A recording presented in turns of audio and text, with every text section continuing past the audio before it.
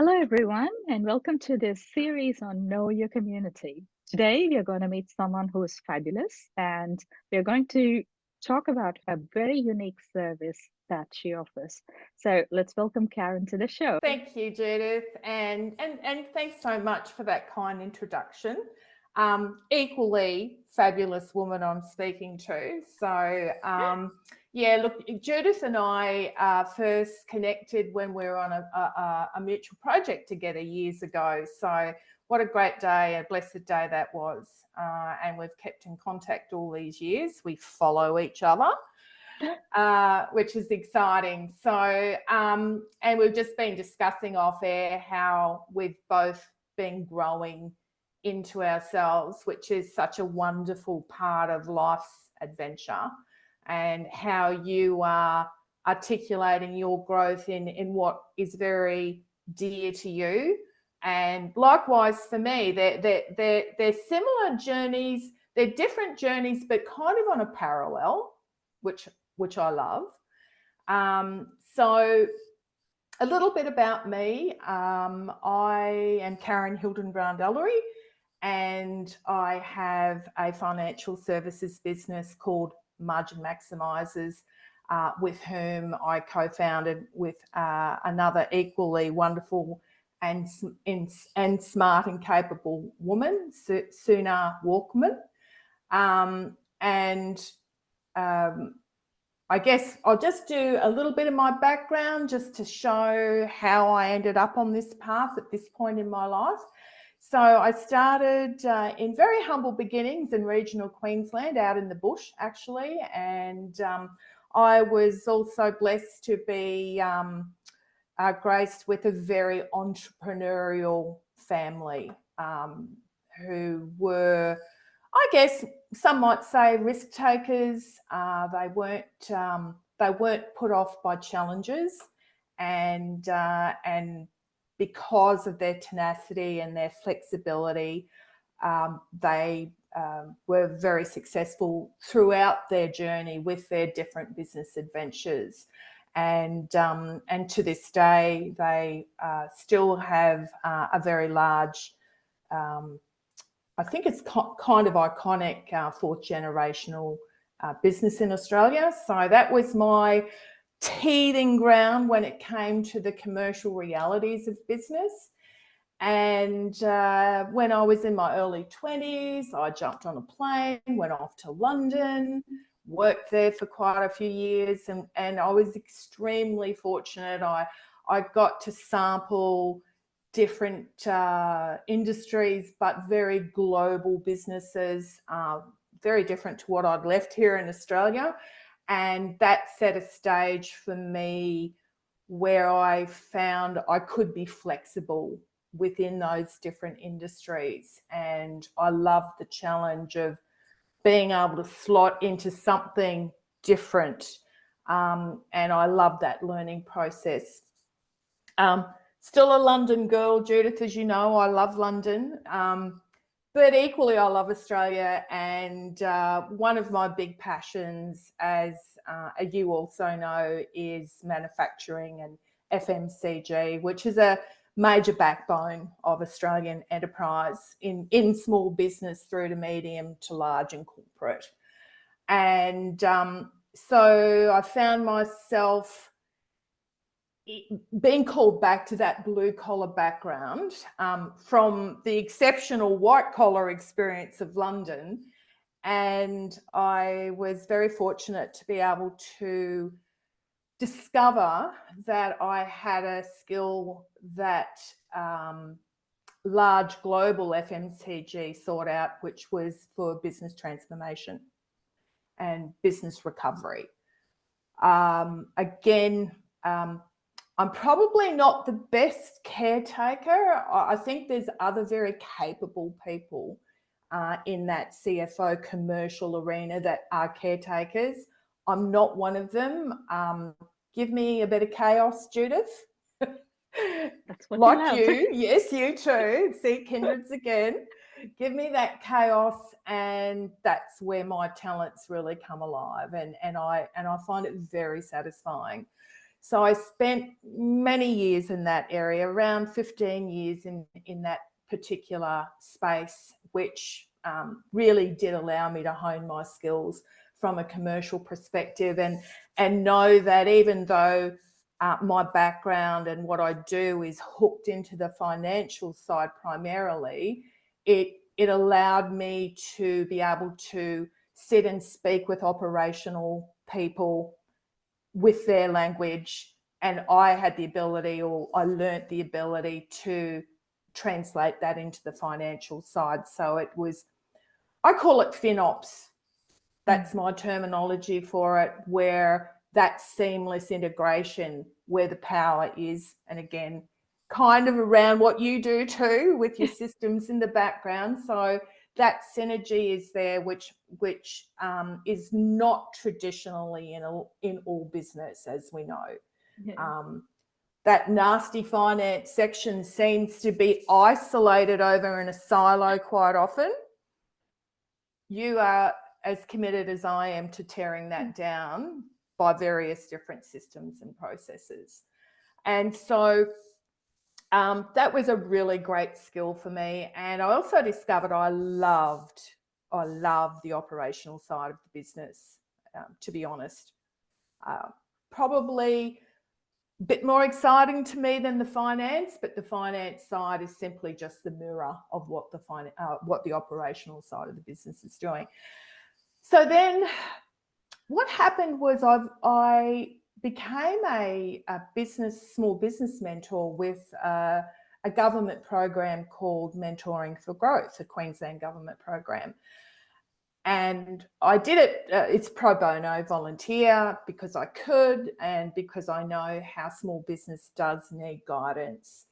And it's a fantastic program, and it was very good for my skills too. You have a very small amount of time to get to the main issues at each individual business level, and in an effort to help give them some guidance and some help.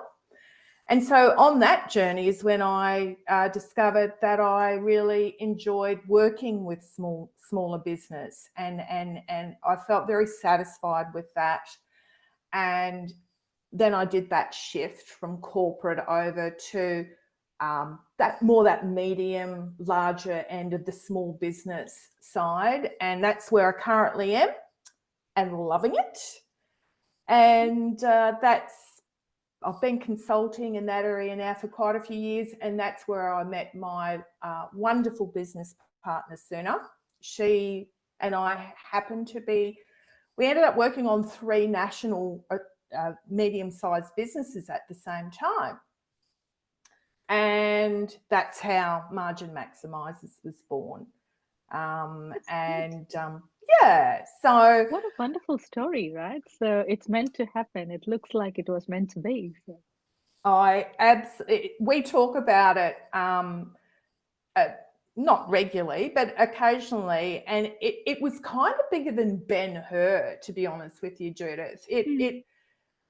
It had to be born. It wouldn't go away because it made such perfect sense. And you will love this, because I thought of you when we had this discussion quite a while ago. We're both equally committed to the one source of truth in business. Don't you love that? Yeah, love it. I know where this is coming from. Yeah, absolutely. And so Suna and I have different skills. Powerful together. So we're both co-founders of Margin Maximizers, and I take the lead in the CFO role, and Suna is the financial controller. And as you would know, but perhaps some of our audience don't, they sit together, and generally the row will be CEO, CFO, and the financial controller will sit next to the CFO. And so Suna is very transactional, compliance, ensuring that the systems are working properly, that we're capturing the right data in the one source of truth, the integrity. And then I am there to work with the CEO, and I believe my role or shareholder, whatever it might be in this, the model that of business we're working in, is to challenge the other senior managers of the business, challenge and support, obviously, and also to be able to challenge sooner with whatever data she has, ask the right questions, know what knowing the right questions to ask, Judith.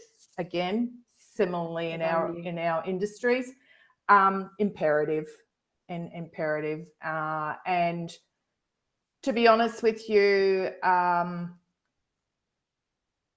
I just have to say this because it's something that I really do want to try and educate as many of our audiences as we can. At the moment, there seems to be a trend where quite a few chartered accountants may want to leave chartered and come into private, commercial private enterprise under the guise of as a chief financial officer. If you're wanting a transactional CFO who really understands compliance but not the commercial reality of a business, yes, that's fine. But I think that what I would like our audience to know is that a CFO, a chief financial officer, should have immense commercial background and experience. They should have a record of success. They should have a record of being able to pull a business apart and literally put it back together. Would you agree, Judith? Absolutely. Yeah, exactly. And be able to talk that language to business owners and their management teams to create that powerful synergy of seamless interaction between finance and operations. Very important.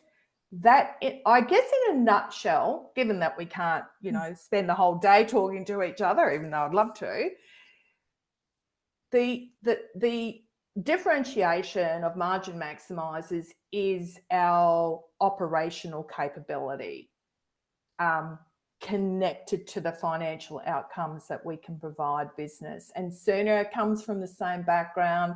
She's a country girl like me. We're not complicated people. In fact, we like to remove white noise, again, like yourself, and have the most the strongest structure available with the least amount of fluff. So you have a solid foundation that is very clean, and if a challenge should occur within it, it's easy to find. So that's how we approach. Yeah.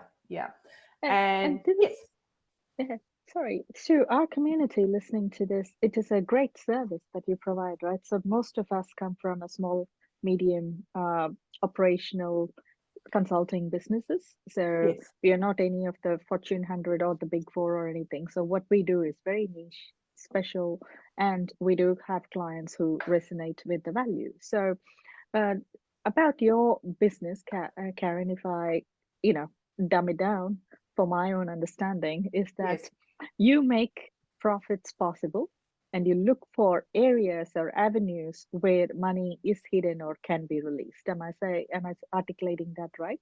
Correct. Yeah. Okay. That is beautiful, right? So in a consulting business, cash is king. So anything to unlock money. There you go. Absolutely it is. And I look in areas where you look too. And I'd like to say this because, again, we don't have all the time when we talk on these fantastic informative podcasts, and they are so important for business. And I really appreciate that you've started this. And Margin Maximizers also have one as well, which is informative too. If I could pinpoint two areas that I believe from a CFO and from just a commercial business sense two areas that really can unlock potential change to a business, and it's foundational change, and it will reap margin increase, and it will help with sustainability and certainly growth. And surprise, surprise, Judith, the first one is internal systems that are integrated together, that are seamless. You know, your when I say internal systems, as in business systems, the softwares that business uses. From experience, that area is where there's a lot of risk, particularly if those systems aren't connected, and there's a lot of manual pulling of data, manual reconciliations. Oh my God, I could write a book. Absolutely, you should write one. So could you. I mean, we worked on that together too, and it's fraught with cracks, and where data will fall through it or not be accounted for correctly. The list goes on and on and on, and I see this very regularly, and that's why, to me, I think it's really important to highlight to our community who's listening, is if you have a number of systems that are not interfaced accurately, and if you are not confident that that data is flowing through, and that data, Judith, as we know, is often connected to revenue and inventories. Two really big things. Yeah, two big places to dig. That's it. And so, that is always an area of opportunity.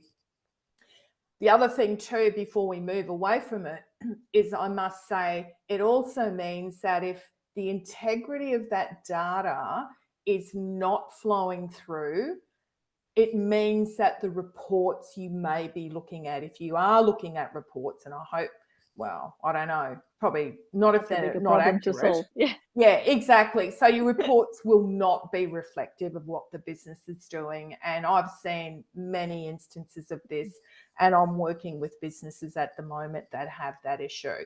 So that is a really big area of risk, and it can be mitigated in a very straightforward fashion by engaging people like yourself, who can come in and have solutions for systems that will flow together and deliver that one source of truth. Then equally, we jump into another area where there is a lot of risk, and that risk can be equally mitigated. And my love for people is the people culture of a business. So I'm not saying, I'm just listing these two because I know how important they are, and they're intrinsically linked. There's other areas of risk, yes. But if you could get these two right, and we drop into your people culture, in my years of business turnaround, I guess, recovery, the one commonality, sadly, I found were cultures who felt very unloved, very unheard. They had disengaged, and hence that particular business unit or standalone business was suffering from that disconnection, which will always be connected to your bottom line. I don't know how business don't understand. Yeah, I know, surprise. Simple things, yeah. It is the simple things. Yeah, sometimes we have made business more complicated than what it should be, right? So absolutely, let's stick to the basics. Exactly. Keep things flowing. Yeah. That's exactly right. And I remember us having this conversation years ago. And sometimes I think, for the amount of technologies, and I'm all into the AI and automation, I think that anything to stop manual transactions within a business has my seal of approval, as long as it's done properly. But for all the advancement that we seem to have available to us, I still don't know if we've really conquered that human factor. Mm. And that is so important, guys. You know, and again, I say this wherever I can, and thank you for allowing me to say it, is, and it's from experience. I can only base it on experience through many different industries and different, you know, sizes of business. You can engage and implement a best businesses practice, a structure. Businesses can do that. I mean, as long as you've got the budget to do it, the ability to do that is out there. And I do encourage business to do it. I truly do. But on the flip side of that, if you do make the investment, and I would support that where appropriate, on the flip side of that best practice system that you've just implemented, it is operated by human beings. It is touched, as you know, you've seen it over and over. It is touched by humans. And so your staff need to have appropriate training, they need appropriate care, and they need to be engaged, because if they're not, that best practice system will never deliver the type of ROI that it could deliver. Absolutely, right. It's like a tree with stunted growth. So what's the point? It is, absolutely. So, you know, those two things for me are the biggest risk areas in business today, because your systems covers off normally your financial reporting, it covers off your inventory, it will be the source that's giving you that commercial information you require. If you know that there's integrity and you know you're pulling the right data and measuring the right drivers, thumbs up. You're probably ahead of a lot of business, and I'm including some large business in this, Judith. Not just SMEs, some large business.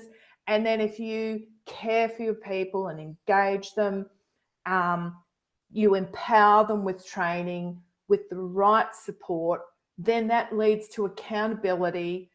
They will hold themselves accountable, and you can, in good conscience, hold them accountable for what they're meant to produce. So, yeah, look, it's amazing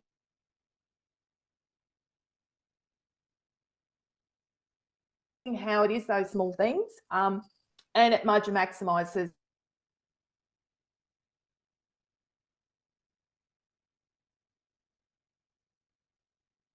we can help with that times for us. And I think it's also, Judith, we had a quick chat about it before we popped on for the SME sector.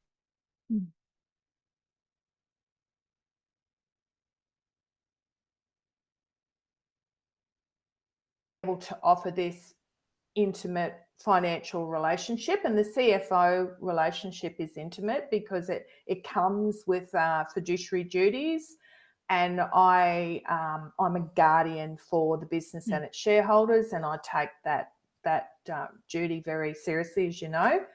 And in times gone by, that was always really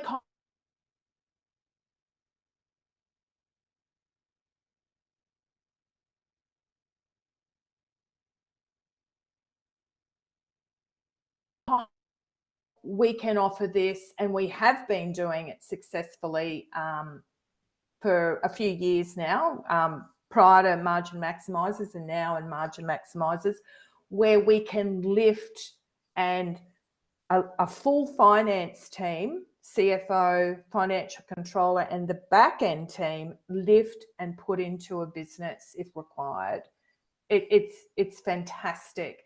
And the exciting part for us with our offering to suitable businesses, and it has to be the right fit, Judith.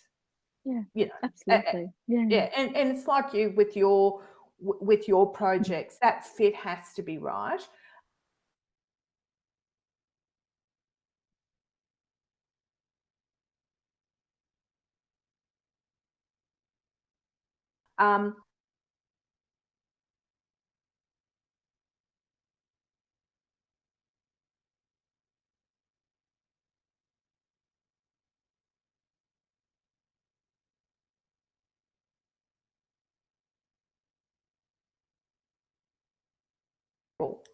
So I'm very excited about that, and I hope some of your listeners are excited too. Oh, I'm sure everyone is. So now comes to the final thing. So how can people reach out to you?